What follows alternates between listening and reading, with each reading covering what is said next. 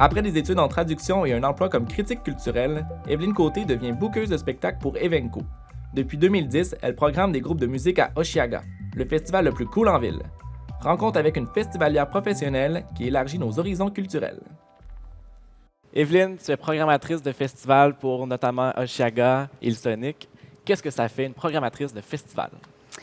Programmatrice de festival, ben ça fait beaucoup de recherches, ça parle beaucoup au téléphone, ça écoute beaucoup de musique, ça voit beaucoup de concerts.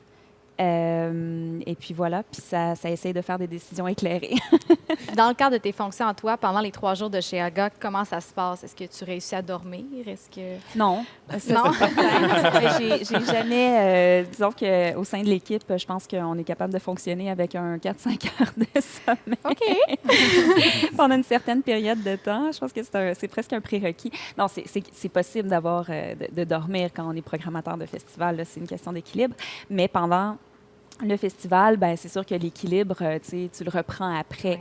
C'est les 3 jours durant lesquels tu vis ce que tu as préparé pendant un an. Donc, c'est assez vertigineux. L'adrénaline embarque, c'est certain. En tant que programmateur, le grand défi, c'est de parer à toute éventualité. Tu peux avoir une annulation à tout moment. Quelle a été la demande la plus difficile que tu as eu à gérer d'un artiste? Qu'est-ce qui a été Le plus gros défi du travail que j'exerce, c'est de gérer les égos.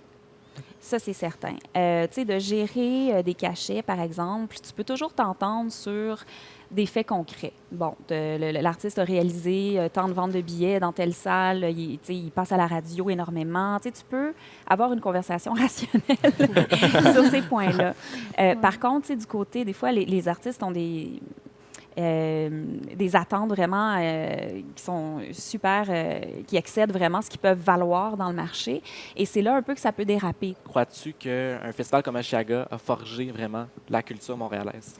C'est les vases communicants. Hein? Montréal a insufflé une personnalité à Osheaga. Son identité est très forte à cause de Montréal. Puis inversement, Osheaga agit comme porte-étendard de Montréal pour une communauté internationale de mélomanes désormais.